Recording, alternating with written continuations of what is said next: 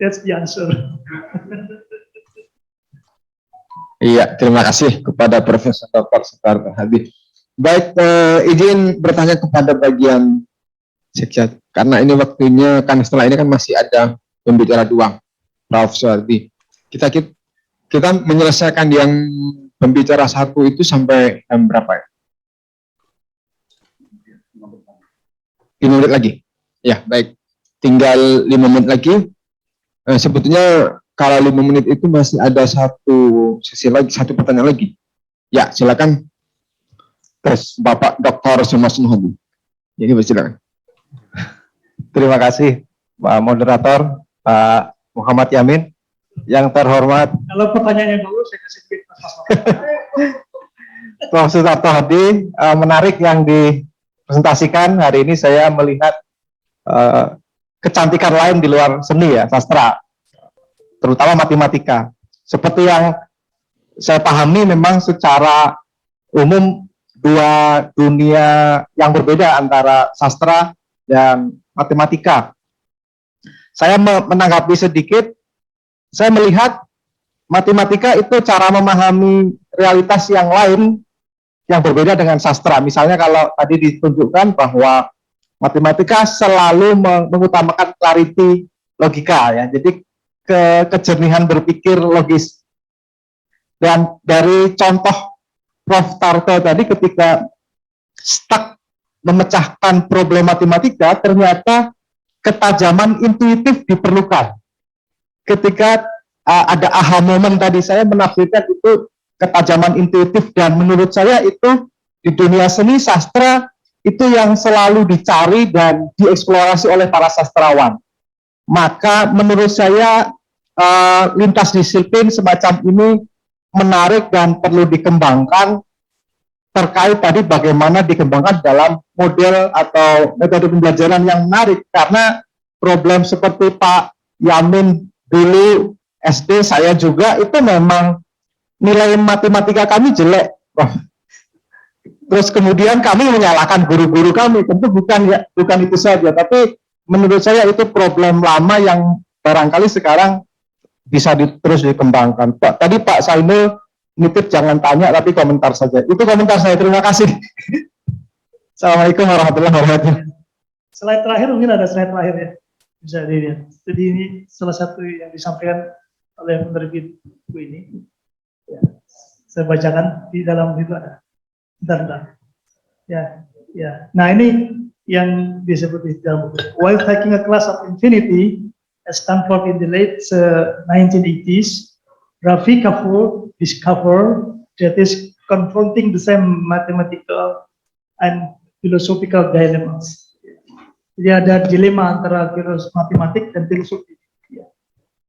That is, his mathematician grandfathers is faced many decades earlier, and that landed him in jail. Tadi saya sebut tadi kan, karena dilema antara matematika dan filosofi tadi ya, sehingga akhirnya si Bauji tadi dianggap melakukan blasphemy, penistaan agama, kemudian dipenjara. Charged under a obscure blasphemy law in a small New Jersey town in 1919, Vijay Sasni is challenged by a skeptical judge to deepen his belief that the certainty of mathematics can be extended to all the human knowledge, including religion. Jadi Vijay Sasni punya keyakinan bahwa kepastian dalam matematika itu dapat diperluas, termasuk ke seluruh pengetahuan umat manusia, termasuk dalam hal ini agama. Ya, itu keyakinan dia. Ya. Together the two men, tadi dengan si Rafi dan Vijay tadi ya, discover that the power, menemukan kekuatan, tapi juga fallibility, Mas ya. Kesalahan-kesalahan. Jadi ada kekuatan juga ada kesalahan-kesalahan. Ya, yang itu sejak sekian lama dipandang sebagai puncak dari kepastian manusia, yaitu Euclidean geometri tadi, geometri Euclid. Ya. Nah itu. Jadi orang menganggap itu sebagai suatu puncak, tapi sebenarnya belakangan ya berkembang yang disebut dengan geometri non Euclid. Ya. yang menentang aksioma-aksioma yang disampaikan oleh Euclid tadi. Jadi kalau kita bicara tentang kehidupan di dunia ini, orang mati, apakah dia betul mati? Gimana Mas Pastor? Mati nggak orang itu?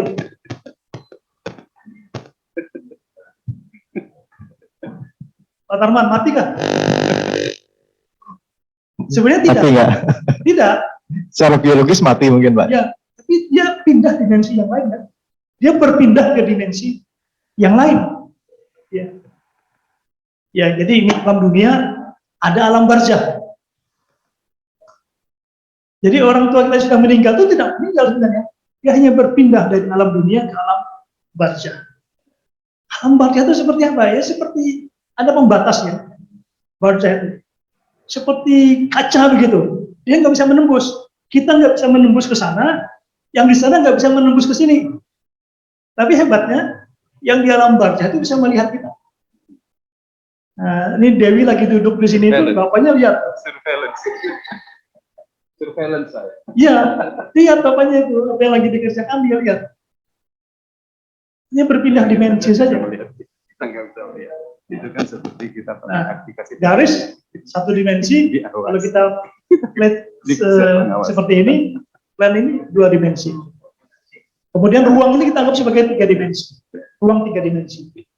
Nah, menurut geometri non-Euclidean, dimensi itu bisa diperluas. Ada dimensi N, dimensi kelima, dimensi ke-6, dimensi ke-7, dan seterusnya. Sangat luas.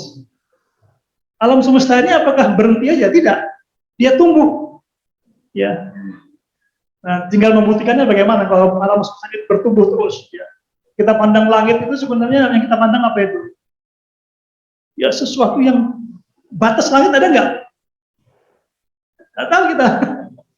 Jadi kalau kita eksplor lebih dalam itu mungkin bisa sinting gila di Mas Mato. Tapi dari sanalah manusia itu berpikir akhirnya kan, coba menemukan dirinya, jati dirinya, kenapa dia ada. Jadi kalau kita ke belakang ke para filosof zaman Yunani itu kan itu pertanyaan dasarnya kan, kenapa saya hadir di dunia, saya berasal dari mana? Perdebatan soal ketuhanan juga begitu kan. Ya, seluruh agama Sawi mengatakan bahwa Tuhan itu ada. Tidak mungkin manusia ada di dunia kalau tidak ada Tuhan. Ya. Pencipta pertama segala sesuatu. Ini pensil ada di sini. Kita yakin bahwa pensil ini pasti ada yang membuatnya. Kan? Ada yang membuatnya. Apapun yang ada di dunia ini pasti ada yang disebut sebagai kausa prima. Ya. Tapi Vijay nggak terima itu. Segala sesuatu harus bisa dibuktikan. Termasuk eksistensi Tuhan. Nah itulah yang membuat dia menjadi di penjara itu dan sebagai penista agama. Karena dia menganggap bahwa Kristen itu sesat. Ya. Mungkin dia juga bisa mengatakan bahwa Islam itu sesat. Ya. Kalau begitu dianggap melakukan penistaan agama di penjara juga.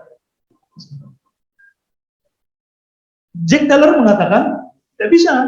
Mesti ada pencipta pertama dari segala yang ada di alam semesta ini, which is God. Tapi kemudian Vijay berargumen bahwa ada suatu siklik yang terjadi di alam semesta ini yang tidak ada awal, tidak ada akhirnya. Jadi dia siklik begitu, putar di situ. Nah itulah yang menjadi awal segala sesuatu. Dan itu tidak Tuhan. Jadi itulah perdebatan yang muncul. Tapi karena Mas Wasta sudah memberikan komentar yang baik, akan saya kasih hadiah ya. Tolong dikirim nomor rekeningnya ya. Yes, mantap.